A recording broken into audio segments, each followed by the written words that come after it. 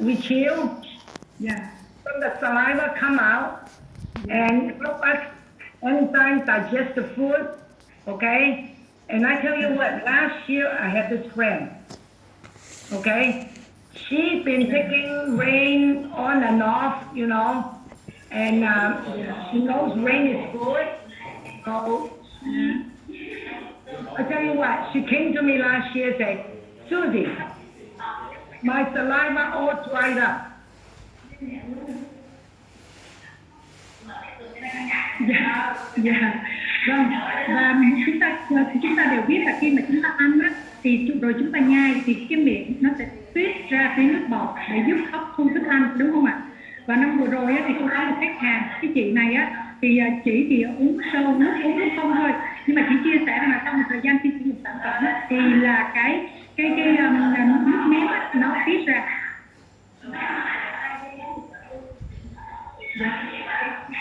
You know, phone very noisy somewhere.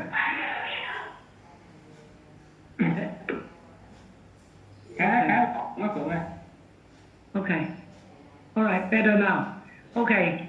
So what happened is that when she told me that, immediately I said, well, it's part of the liver.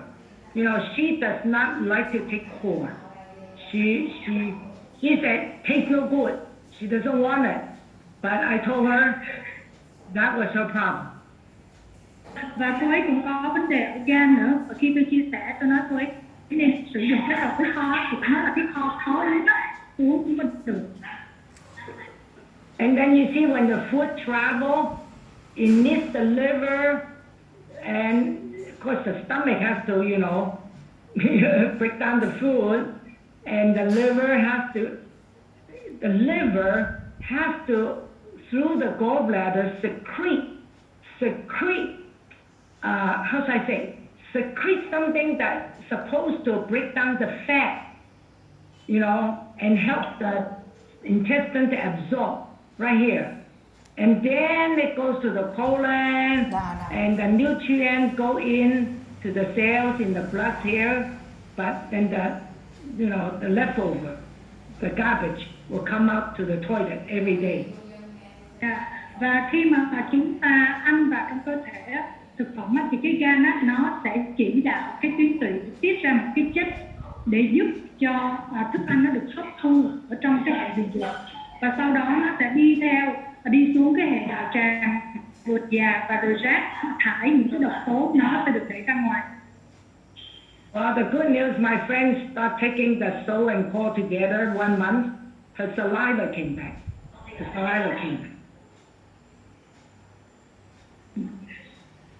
Dạ, và cái người bạn của tôi trước khi sử dụng sản phẩm thì là cái miệng rất là khô, tiết rất là ít được nước bọt. Thì sau khi mà cổ hiểu của sử dụng kết hợp cả sâu cả kho trong vòng 1 tháng, thì là cái tuyến nước bọt của cổ đã hoạt động trở lại và cổ tiết ra được nước bọt. You know, a lot of people suffer stomach problem, bloating, gas. You know what I'm saying? And then they have diabetes, it's the pancreas, okay? And then a lot of people, you know, stomach ache, you name it. I'm not kidding with you. So many people. So we're going to all learn together why, okay? Why? Và ngày hôm nay các anh chị có rất là nhiều vấn đề sức khỏe, nhiều người các vấn đề về tiêu hóa, dạ dày, cảm thấy đầy hơi, khó chịu, đường ruột, và rồi bị tiểu đường, bị rất là nhiều những vấn đề sức khỏe ảnh hưởng đến cái hệ tiêu hóa, và người ta không có hiểu vì sao. You see, in order for us to stay healthy, it's not that we have to take rain, core every day for life. No, if you know how to take care of yourself, you know what I'm saying? You can do without it. But too many people, like I said, 50% of the people at least suffer somewhere from here all the way down here. Okay? Rõ ràng luôn các anh chị, nếu như chúng ta hiểu và chúng ta giúp cho cơ thể của mình vận hành được một cách trơn tru, khỏe mạnh, thì rõ ràng thậm chí chúng ta không cần sử dụng sơ kho, đúng không ạ? Thế nhưng chúng ta đang sống trong cái cuộc sống chúng ta không có được điều đó, đúng không ạ? Chúng ta không có được cái điều đó. Chính vì vậy cho nên là ngày hôm nay rất nhiều người đang bị ảnh hưởng, và ít nhất 50% cái tỷ lệ là ít nhất 20% những cái người mà ảnh hưởng trực tiếp. I mean, we don't understand. All of a sudden, when we're 50 years old, 60 years old, serious problem come up. Serious, you know? So that's why, like, we need to, I think from now, I'm pretty sure we're going to learn a lot more together, okay? Cái 50, 60 năm thì ngày hôm nay có rất là nhiều vấn đề nghiêm trọng đang diễn ra, và rõ ràng là gì? Đó là lý do mà chúng ta đang cùng nhau ở đây để học. Well, this is, I did not find that English page, so, because I'm doing a Hong Kong meeting later. So this is metabolism, metabolic food. This is what we're going to be learning, metabolic. How our body, the chemistry work, okay, from what we eat. Tôi không có cái hình ảnh bằng tiếng Anh cho nên tôi sử dụng cái hình ảnh của một cái buổi meeting của Hồng Kông.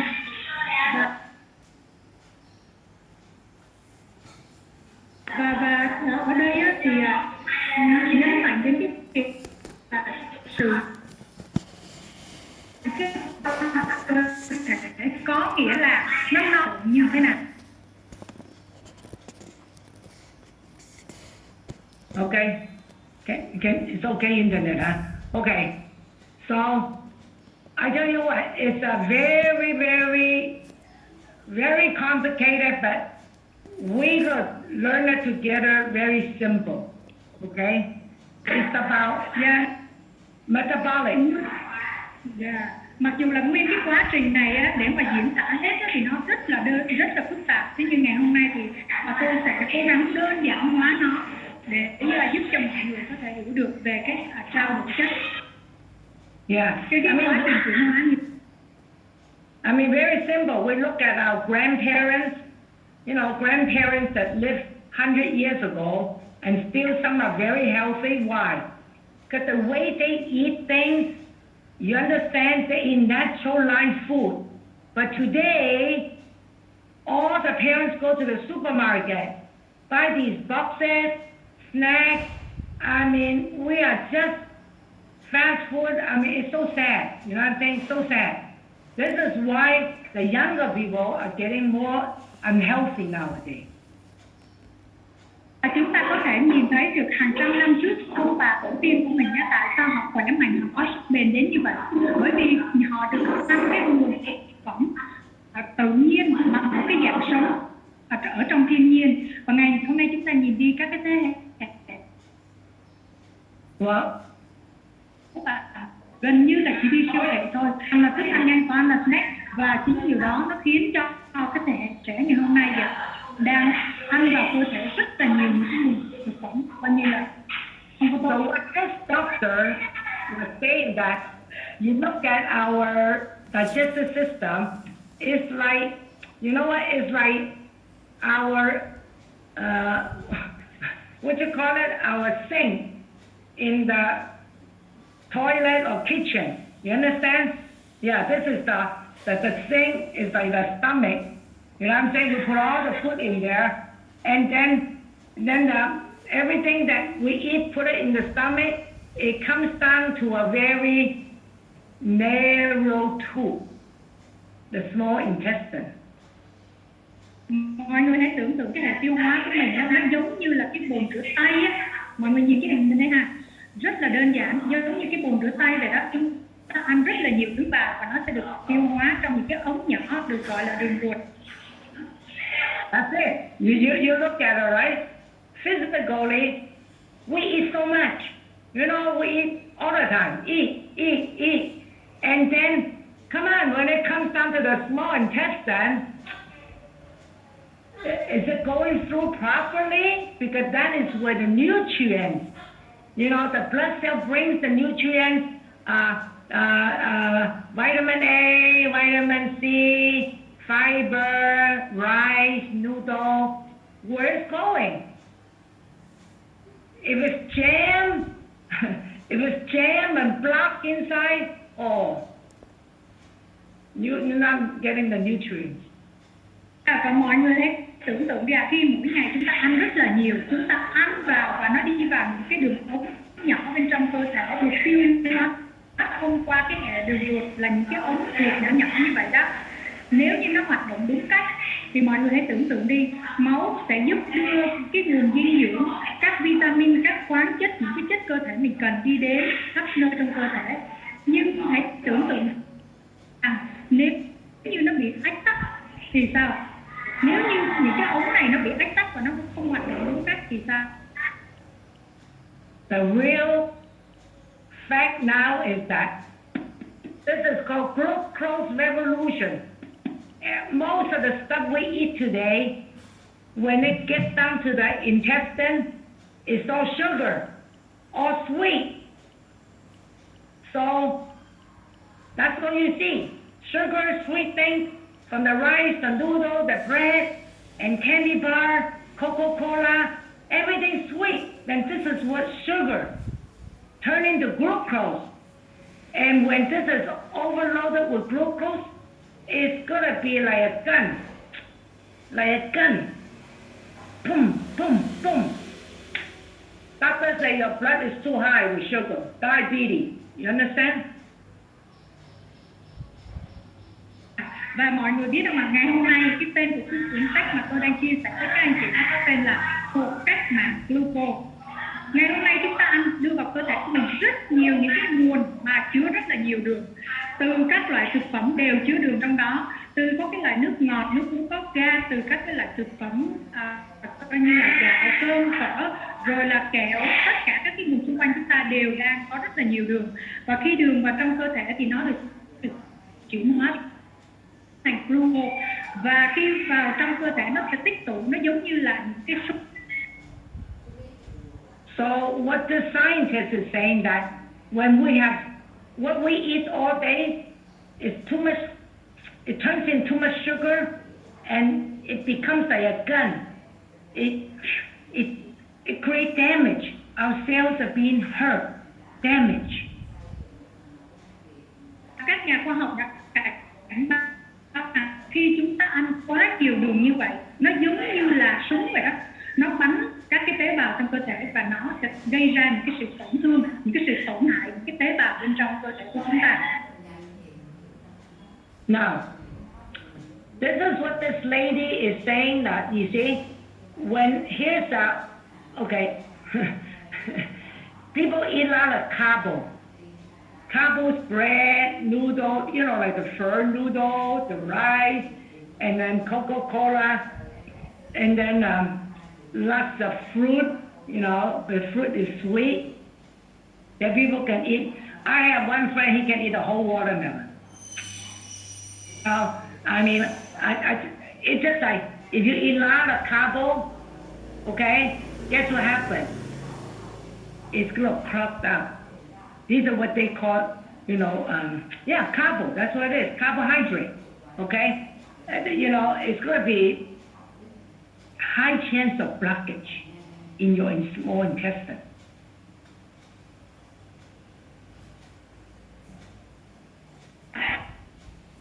Ngày hôm nay á, chúng ta ăn quá nhiều đường, ăn quá nhiều cái nguồn như vậy ở bên trong cơ thể. Và tôi có người bạn á, thậm chí là ăn cả thế giới luôn, cái Việt Nam đó. Và khi chúng ta ăn gia tăng cái hẻm ở bên trong cơ thể rất là cao. I mean, I love eating the phở, bowl of phở, you know, a little vegetable, some, and then some meat. But the noodle is a big bowl noodle, right? That way we get full, we can work, energy, you know, for the brain, calorie, but you know what?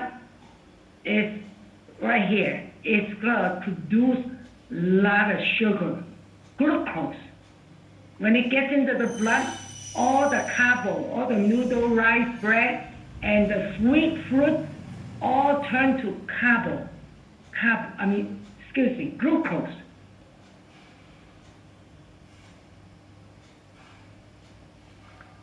Các anh chị có rất là thích ăn cái món phở của Việt Nam, và trong phở thì nó có nhiều thành phần đúng không ạ? rau, rồi thịt, rồi là rất là nhiều bánh tỏi. Một cái tô to như vậy khi mà chúng ta ăn vào các anh chị, thì dĩ nhiên chúng ta ăn thì chúng ta cần năng lượng để làm việc, rồi là chúng ta cần để cho não để làm việc, đúng không ạ? Thế nhưng mà khi chúng ta ăn quá nhiều những cái nguồn tinh bột như là cơm, là phở, là bánh mì chẳng hạn, thì nó sẽ gây tích tụ rất là nhiều glucose ở bên trong cơ thể. So that's why there's some people don't understand, but now these doctors have studied after they eat like, you know, ice cream, you understand, something sweet, they test the glucose. They don't have diabetes. These are healthy people. Okay, the young, healthy, they after eating the ice cream, they see the blood sugar. Wow, 150. Now, normal should be around 80. So it's too high. And then I told you already, right? When glucose too high, it's like a gun. Pip, pip, pip, pip, pip. It's poking. Okay, and the damage is every day. Every time when your sugar, your glucose go up inside. Dạ, và người ta đã làm một cái sự kiện, tức là trên cái nhóm người bình thường không có bị tiểu đường, đó là sau khi ăn kem, ăn đồ ngọt thì người ta thử máu, thì cái đường huyết nó tăng lên tới 150, so với người bình thường chỉ nên ở khoảng 80 thôi. Thì khi cái đường huyết nó tăng cao như vậy thì có nghĩa là nó sẽ gây ra nguy hiểm, nó sẽ bắt đầu giống như cái súng vậy đó, và nó sẽ gây nguy hiểm khắp nơi ở trong cơ thể của chúng ta. Và điều này nó đang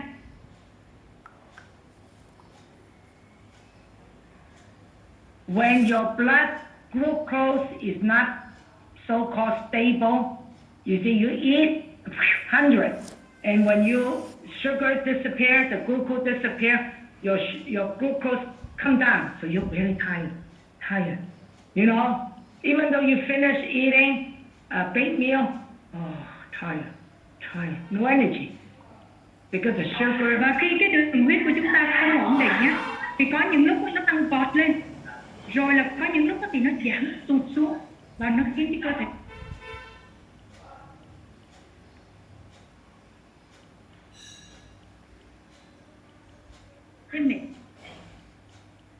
You might feel good after you drink the Coca-Cola. Ooh, good, hot. Drink a Coca-Cola. Ooh, energy, good. Oh, no, it's good for maybe half an hour. Afterward, you're tired. You know, and because you know why? When you're eating these high sugar stuff, tell you what, your insulin rush, and it's like a gun, pum. So you might have headache. You wonder why you have headache.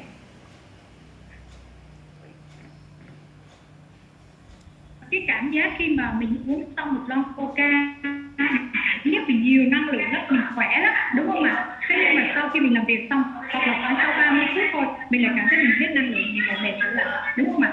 Và khi mà chúng ta đưa cái lượng đường quá nhiều vào bên trong cơ thể, thì cái insulin nó phải tiết ra, nó phải tiết ra, và nó phải vội vàng khẩn cấp để nó làm việc, và nó bắt đầu giống như là cái súng vậy đó, nó bắt đầu bắn khắp bên trong cơ thể, và nó có thể gây ra cái hiện tượng giống như việc là chúng ta cảm thấy. In fact, this writer, she had a car accident, and when she was 19, so she's always pain, you know, pain here, and so young, you know, always pain.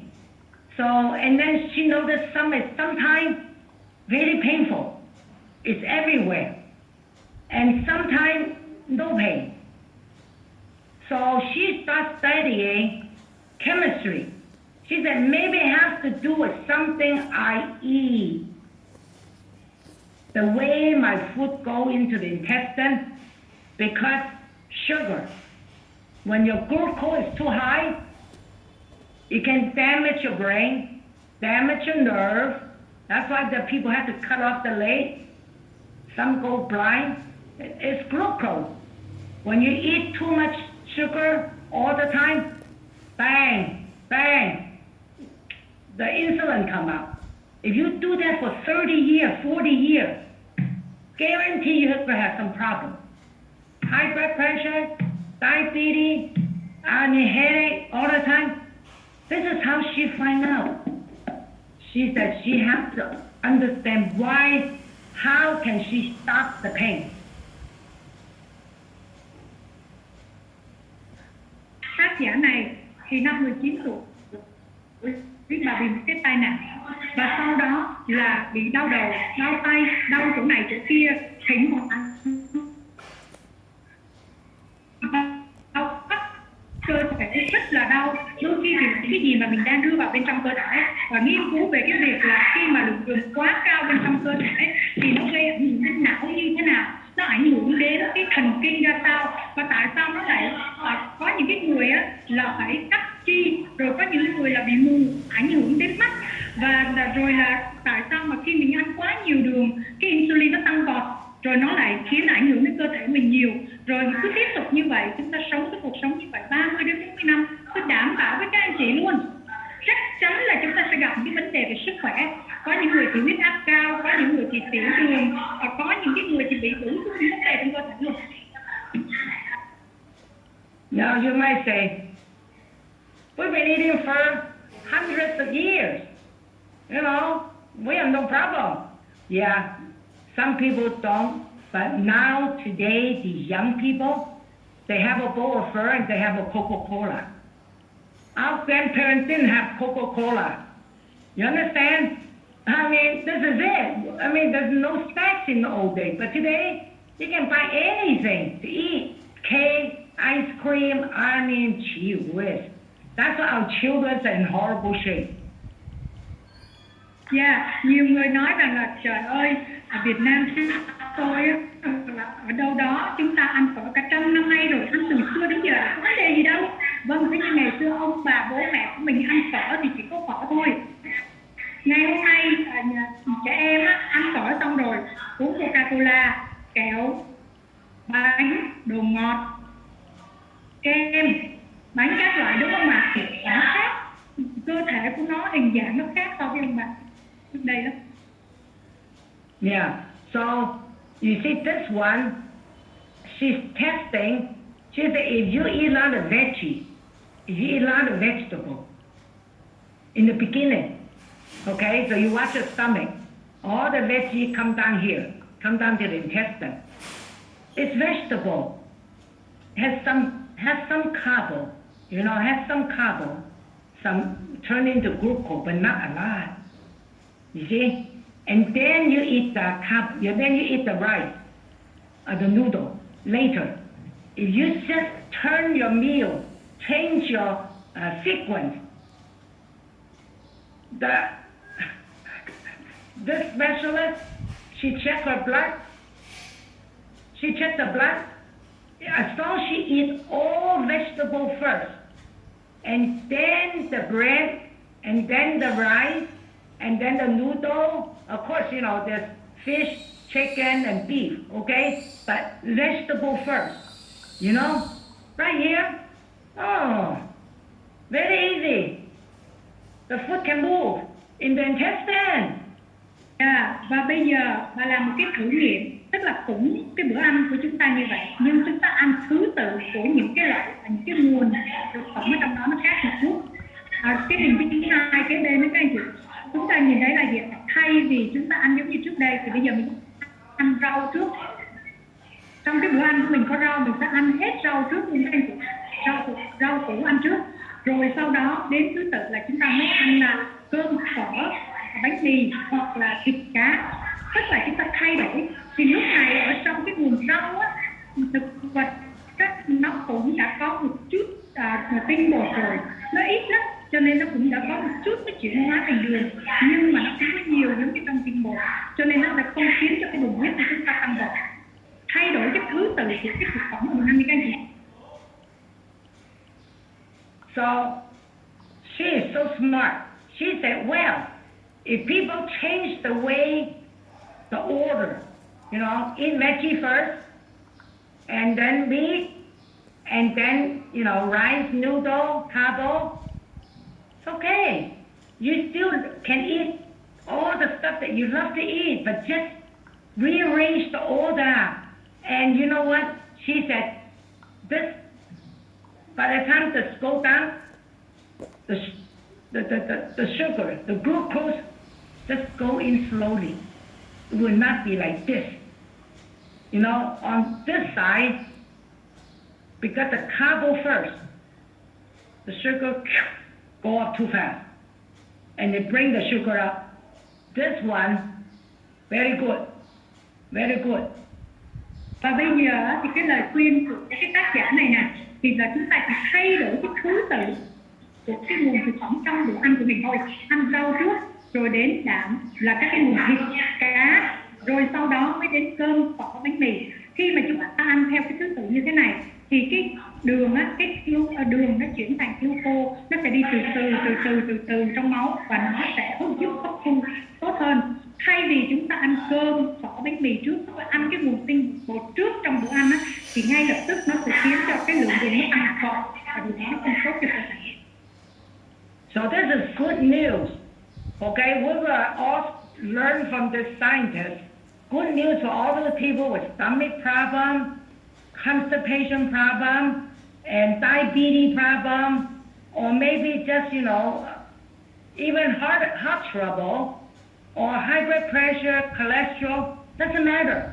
Because if you start eating vegetable first, okay, goes in and start moving, everything starts going good.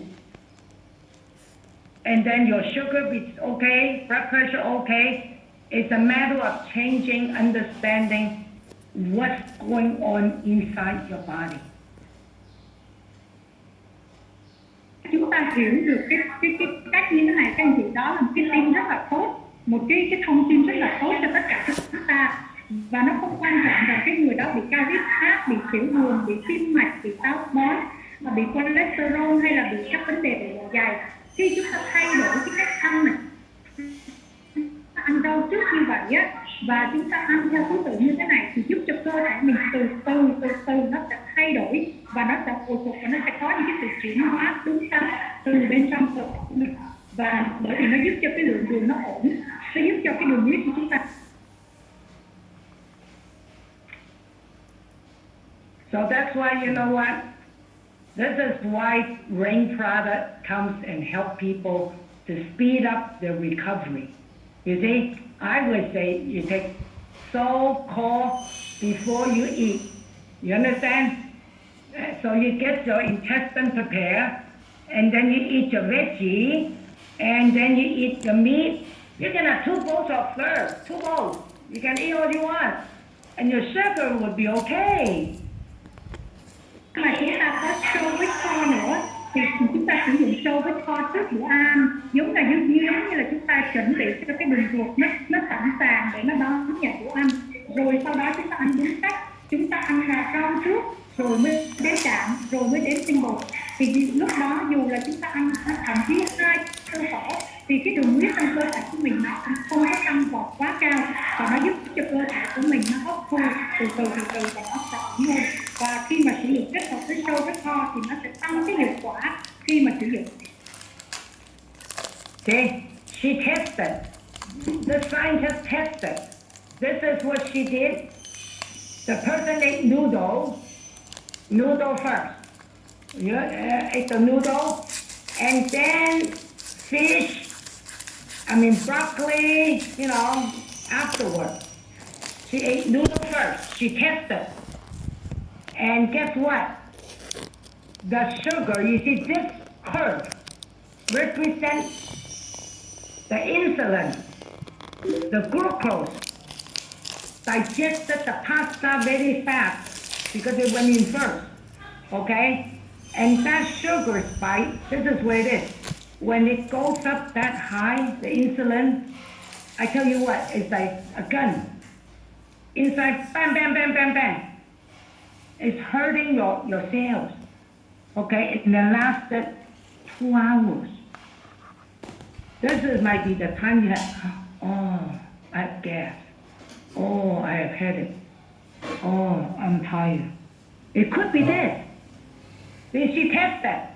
And then this bottom part, they ate broccoli first, ate the vegetable first, and then the pasta second. You understand? It's just different order. And guess what? She tests the glucose, test the glucose, the sugar. And 2 hours, you see the difference? It only goes up 30. This is up at 60. That means there's extra 30 bullet. Bam, bam, bam, bam, bam, bam, bam. Oh.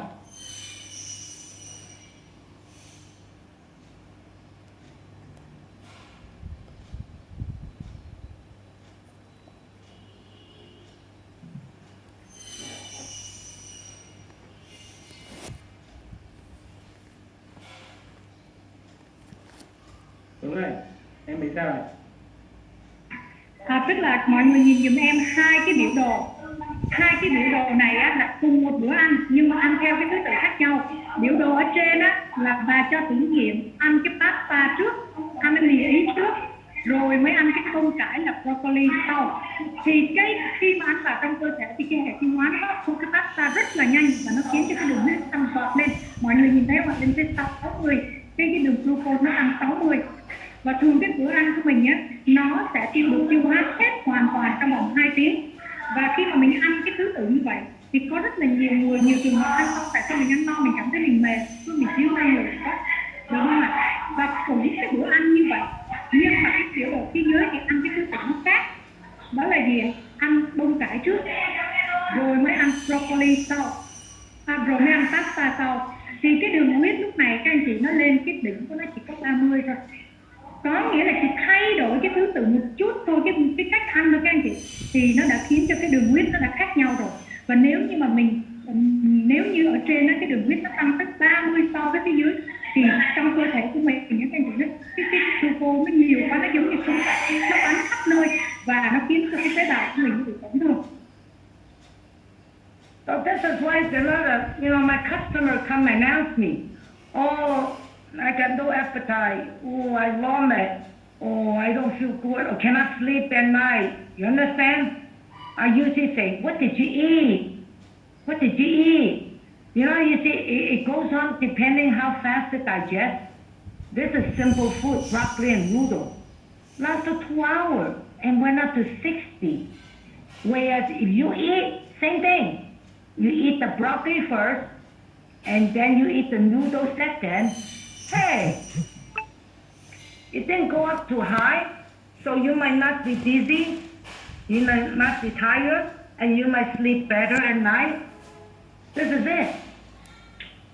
Có nhiều người các anh chị khi đến gặp tôi nói là không biết tại sao mà tôi cảm thấy cứ ăn xong là cảm thấy khó chịu, nhờn, rồi là gì ạ, chóng mặt, mệt, thiếu năng lượng, bụng thì bị đầy hơi, được không ạ? Thường thì tôi sẽ hỏi là bạn ăn cái gì trước đó, cái bữa ăn của mình trước đó mình ăn cái gì, được không ạ? Và nếu như mà khi chúng ta thay đổi cái thứ tự ăn uống như thế này á, thì chúng ta ăn rau trước rồi mới đến tinh bột, rồi mới đến đạm, mới đến tinh bột đó, thì nó giúp cho cơ thể của mình nó tiêu hóa được đúng cách và mình sẽ có giấc ngủ ngon hơn, mình sẽ tỉnh táo hơn, mình nhiều năng lượng hơn và cơ thể của mình nó sẽ giảm những cái triệu chứng mệt mỏi.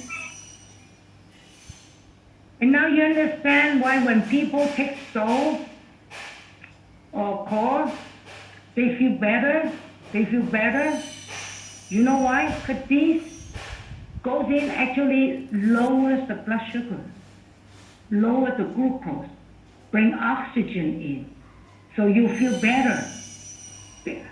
But really, maybe there's something you just ate that affected you. Okay, if you eat the right way, like the scientists say, oh, I'm not kidding with you. When you take this together, you probably solve your problem a lot sooner. I usually ask them, what did you eat? Tức là lý do tại sao mà khi chúng ta sử dụng sơ với kho thường chúng ta sẽ cảm thấy là cơ thể của mình nó khỏe hơn, đúng không ạ?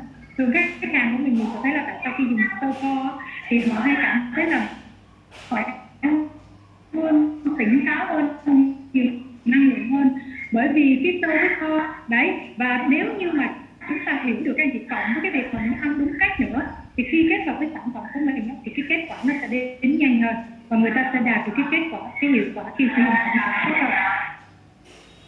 I believe if someone seriously want to lower the blood sugar, reduce the pain, or even reduce the high blood pressure, come on, if they switch the diet like this, different order, eat vegetable first, maybe instead of taking 3 packets, maybe 2 packets is enough for them.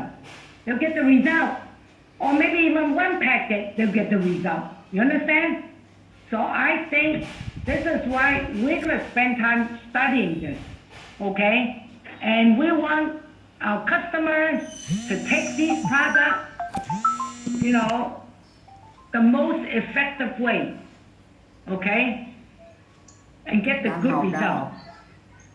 Và khi mà chúng ta gặp rất là nhiều trường hợp các anh chị, người ta đau á, khi mà mình hướng dẫn người ta sử dụng 2 gói, người ta cũng chưa có cảm thấy hiệu quả thì mọi người để ý đi, mình hướng dẫn người ta là tăng thêm 1 gói nữa, đúng không ạ? Rồi tăng thêm nữa, tăng cho đến khi cái cơ thể của họ đạt được một cái liều dùng phù hợp để mà đạt được kết quả tốt nhất.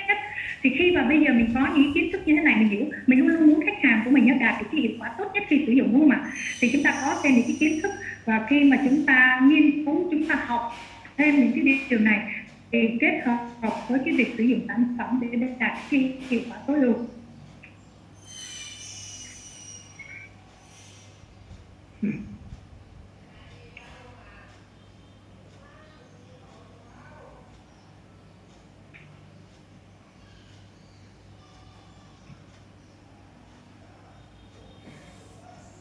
Okay.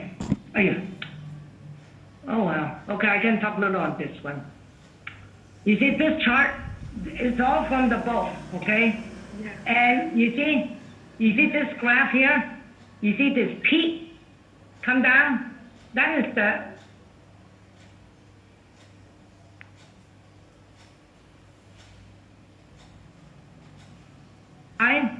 if the way we eat a lot of sweet, Coca-Cola, ice cream, fruit.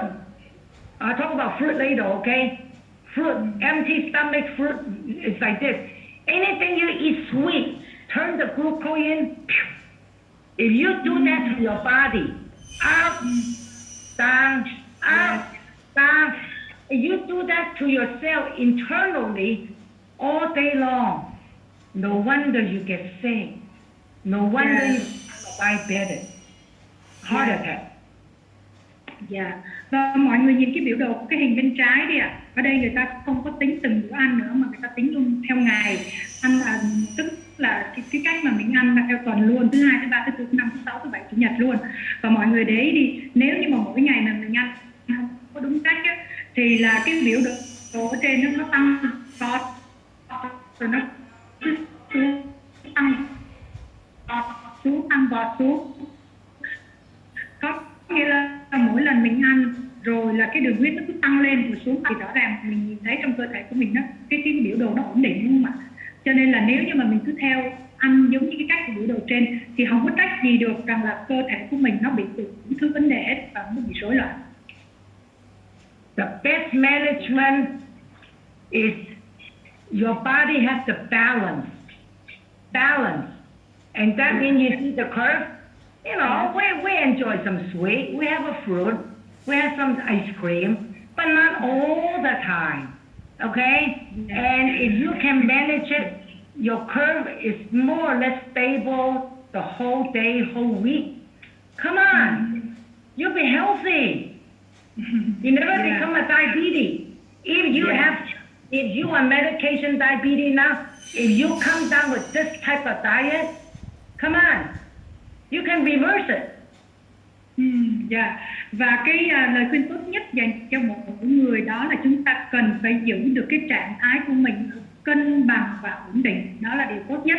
Dĩ nhiên mà chúng ta đôi khi chúng ta vẫn thích ăn ngọt, thỉnh thoảng vẫn thích ăn kem, đúng không ạ? Vẫn thích ăn một số cái thứ ngọt, nhưng mà thỉnh thoảng thôi. Còn bình thường chúng ta nên duy trì cái cân bằng ổn định trong cái bữa ăn hàng ngày, hàng tháng, thì chắc chắn điều rằng là ngay có cơ hội để đảo ngược lại cái tình trạng sức khỏe của mình. Interesting information, Susie. Oh, this is hitting the whole world right now. These doctors are talking about revolution, glucose. It's about fitness. Okay, now. Và đây là cái vấn đề nó đang diễn ra khắp nơi trên thế giới, và nó đang tấn công sức khỏe của mọi người khắp nơi trên thế giới. Và tên của quyển sách này các anh chị tên là Cuộc cách mạng glucose. And this is not just about diabetes. If we have the spikes of glucose like that, and the bullet hit the brain cell, that's Alzheimer's disease. You start losing your memory, very forgetful. You understand? Or if this is like you are heavyweight, you're overweight, you're fat. You know, we see some children are fat. This is exactly what happened. You know, if we can keep their diet, you know, they can. Now, come on.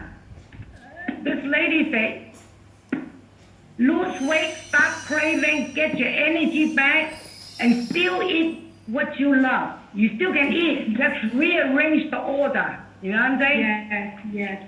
Yes. Và ở đây các anh chị, chúng ta hiểu rằng là nếu như mà không chỉ với người bị tiểu đường mới nên ăn như thế này đâu các anh chị, tất cả mọi người đều nên như vậy luôn.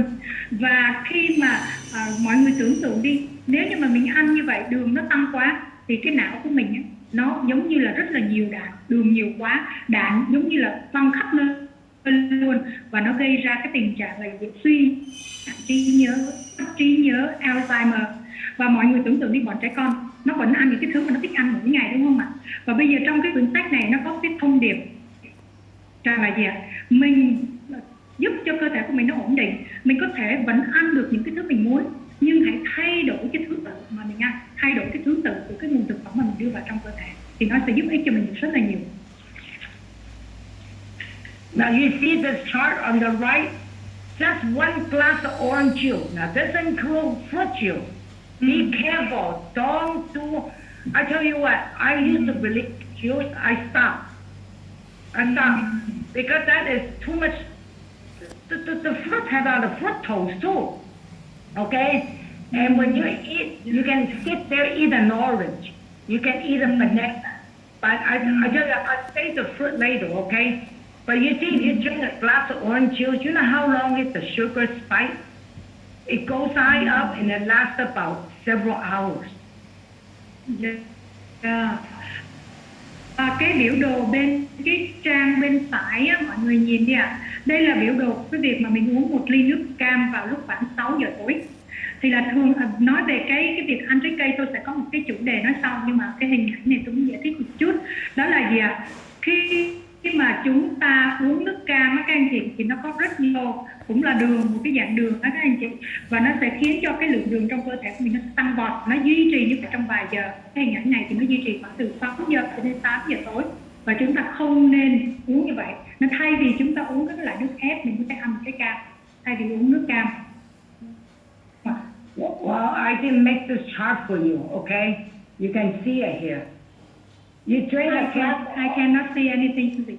No. Yeah, you cannot see. Okay. Yeah. You can. Yeah. Orange picture. Okay. Orange juice. One glass of orange juice. You know how the people eat breakfast? They think it's fancy now. You know what I'm saying? Everybody says, "Oh, okay, let's have a glass of orange juice with my breakfast." Come on, don't waste your money next time, okay? Because if you do that, you spike the sugar up to like high. But if you eat an orange, you can eat it, eat the whole thing. Why? Yeah. Orange has fiber, orange has other minerals, more than juice. We throw away the other stuff, we waste it. And then the orange, you know what? The line, it stayed there almost flat. You No peak at all. I gotta send that picture to you. Okay? Dạ, bà nói là bà có một cái hình rất là hay, nhưng mà ở đây bà chia sẻ lên thì chúng ta không thấy, bà sẽ chụp lại cho chúng ta xem sau. Và đã có cái thử nghiệm, đó là trong bữa sáng khi chúng ta ăn sáng, thường thì mọi người hay thấy là kế bên hay có cái ly nước ép cam, đúng không ạ? Mình nghĩ là ăn như vậy, mình vừa ăn mình vừa nhâm nhi ly nước cam rất là ngon, đúng không ạ? Thế nhưng mà người ta đã thử nghiệm luôn rồi, và khi nếu mình ăn bằng cái cách đó thì cái lượng đường của mình, các anh chị, nó tăng vọt rất là cao. Và cũng cái bữa sáng đó, thay vì uống ly nước cam, người ta ăn một trái cam, được không ạ? Ăn sáng và cộng với sau đó ăn một trái cam thì là cái lượng đường các anh chị nó ổn định và nó đi theo đường gần như là thẳng. Và tại sao mình lại quýt, tại sao cái trái cam khi mình ăn đó, thì trong đó có xơ, nó có rất nhiều khoáng chất, mà khi mình ép ra thì mình được quýt đi rất là nhiều những cái lợi ích khác của nó rồi, đúng không ạ? So I'm telling you, I'm so thankful to this scientist.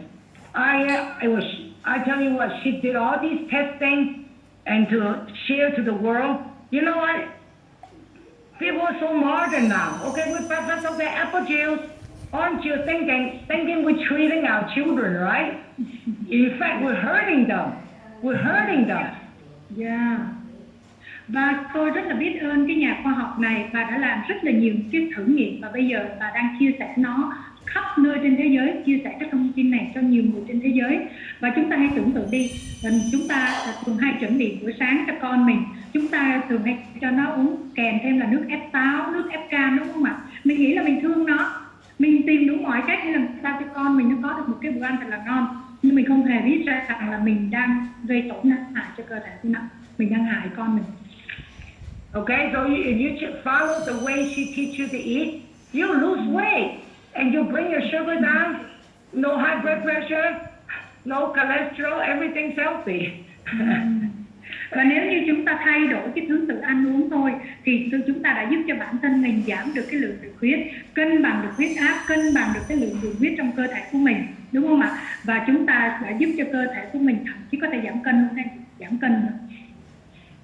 Now, I'll say this next time because, we're over time, but I tell you what, glucose, the natural sugar in our blood, the natural. Yeah. Glucose là một cái dạng đường tự nhiên ở trong máu của chúng ta. It will absorb into our liver and in the muscle, so it's called glycogen, that's what we need. Energy, and then a good liver. Và trong máu của mình thì nó chuyển thành glycogen và nó được hấp thu ở trong gan và trong những cái cơ của chúng ta. Yeah, we need sugar. I mean, we understand, but when you have too much, it will become fat cells, fat. Yeah. Cơ thể chúng ta cần đường cho rất nhiều những hoạt động, nhưng nếu nó nhiều quá thì những cái đường dư này nó sẽ chuyển thành chất béo. So, and then next time I'll talk about fructose. A lot of consumers don't understand. You might want to do a survey in Vietnam grocery market. You find anything labeled fructose? I don't know the labeling in Vietnam, but in America it will say fructose. And people thinking, oh, this is fruit sugar. No, it's not. This is processed sugar, and it goes right into fat. It won't go to the liver and it won't go to the muscle. Và lần tới tôi sẽ nói một cái đề tài về đường fructose. Mọi người bạn nói là mình có thể để ý ở Việt Nam mình có thể đi các cái siêu thị và mình xem coi trên cái nhãn này nè, nó ghi cái đường fructose nó được thể hiện cái dạng nào. Tôi không biết ở Việt Nam thì cái đường đó, nhưng ở Mỹ thì nó ghi luôn là fructose. Và đây không phải là đường ở trong thực phẩm tự nhiên. Và cái đường này nó không có đi vào gan và vào trong cái cơ giống như là glucose nha, mà nó sẽ đi thẳng vào trong tế bào mỡ luôn. Yeah. Okay, so you go to the market with the label, okay? So all I can tell you is that I think today I think it's enough, so I save time for questions. I tell you what, so remember, this is a simple switch. Eat all your vegetables first, okay? And if you can add more, it will be great. You know, if you get a bowl of fur, make more vegetable, eat it first.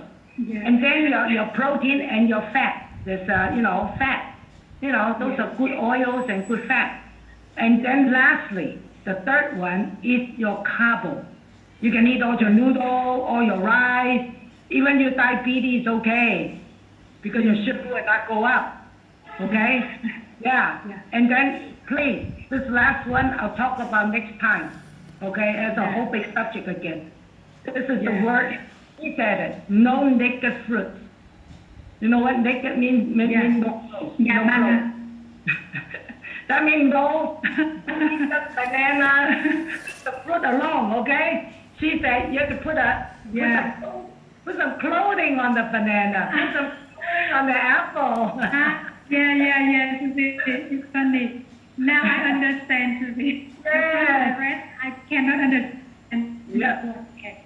Bà nói bây giờ là cái thông điệp là gì ở đây là gì ạ? Chúng ta thay đổi cái cách ăn.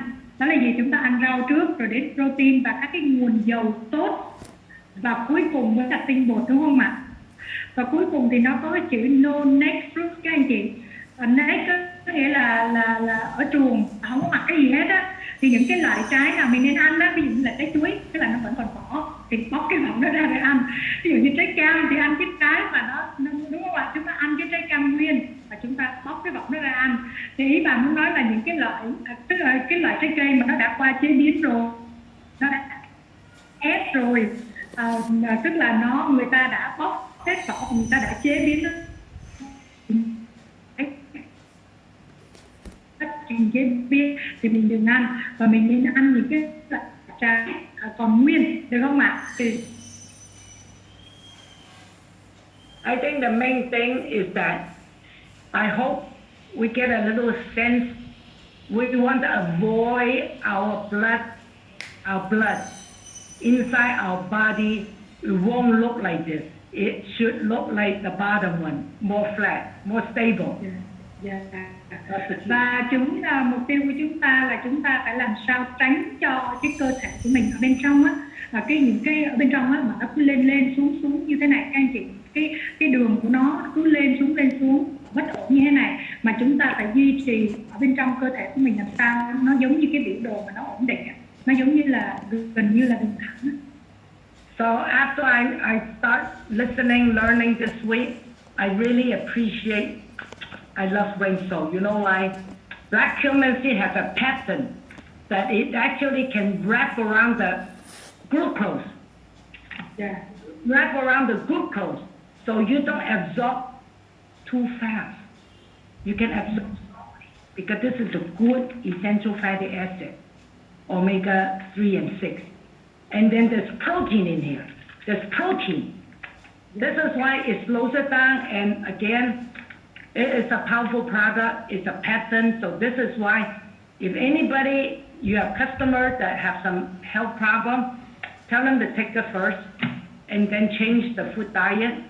I think they get good results. Bà nói là sau khi mà với những cái thông tin mà tôi học được tuần này á, thì tôi thực sự rất là biết ơn cái dòng sản phẩm này. Và cái sản phẩm của chúng ta các anh chị nó làm được từ cái hạt thì là đen, được cấp bằng sáng chế, rồi là dùng cái công nghệ ép lạnh. Trong đây nó chứa trọn vẹn nguyên tất cả các thành phần của một cái hạt, và khi mà chúng ta sử dụng thì nó giúp cho cơ thể của mình nó hấp thu từ từ, chứ nó không có khiến cho cơ thể của mình nó có cái gì đó nó vọt quá, cao quá hay là nhanh quá, mà nó khiến cho cơ thể của mình hấp thu đúng cái cách của nó. Và khi mà chúng ta hiểu, chúng ta tư vấn cho khách hàng của mình mà sử dụng thì chắc chắn là người ta sẽ có kết quả. You see, if our blood have too much glucose, the blood becomes sticky, you know? Sticky, lacking oxygen. This is all the sicknesses come in, inflammation comes in. So this is why black cumin, the rain soul and the core so beautiful. It just clean it out and bring oxygen in. So it's a great help for today's people to improve the quality of life. That's how I look at it. Okay? Okay.